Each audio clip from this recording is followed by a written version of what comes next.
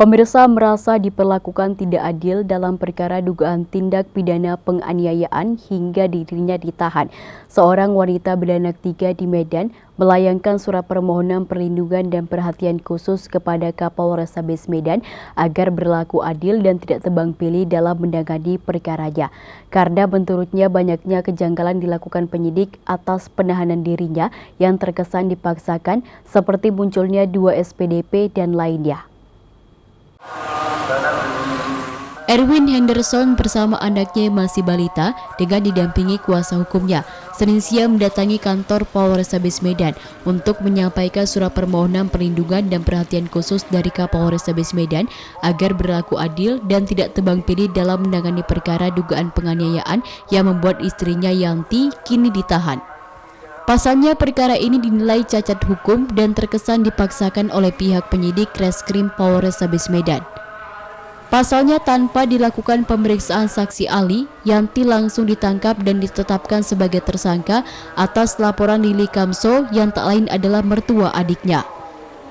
Hilda Handayani, kuasa hukum Erwin, mengatakan perkara ini berawal ketika Yanti dan Erwin pada 5 April lalu mendatangi kediaman adiknya Yanti bersama Sherly yang tengah bertengkar dengan suaminya bernama Roland di perumahan Cemara Asri, di mana Yanti ditelepon adiknya karena suami adiknya itu sudah mengarah pada kekerasan fisik. Meski di saat kejadian itu persoalan ini sudah dianggap selesai dan saling bermaafan, namun justru orang tua Roland bernama Lili Kamso melaporkan Yanti yang bertubuh bungil dengan tuduhan penganiayaan terhadap Roland adik iparnya yang bertubuh besar hingga akhirnya Yanti ditahan.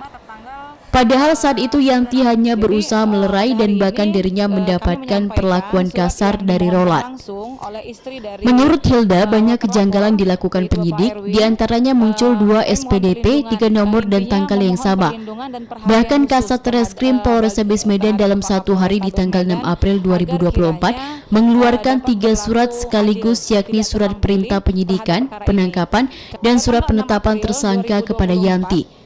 Padahal pemeriksaan saksi terhadap Yanti dan Erwin yang berada di lokasi tidak pernah dilakukan.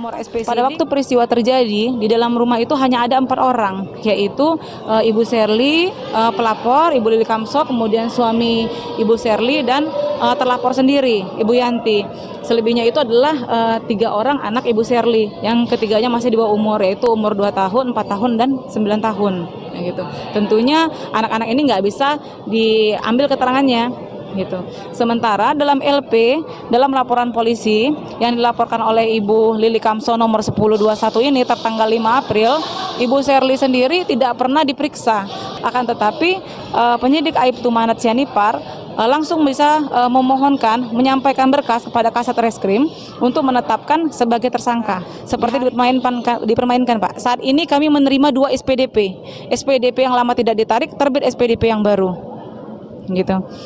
Boleh lalai, boleh terburu-buru, asal itu sesuai dengan tertib administrasi. Tentunya kan hal ini menjadi pertanyaan, menjadi kebingungan, sehingga menimbulkan prasangka-prasangka yang negatif terhadap penyidik. Kami memandang kenapa kok terburu-buru, apakah ada pesanan atau yang lainnya.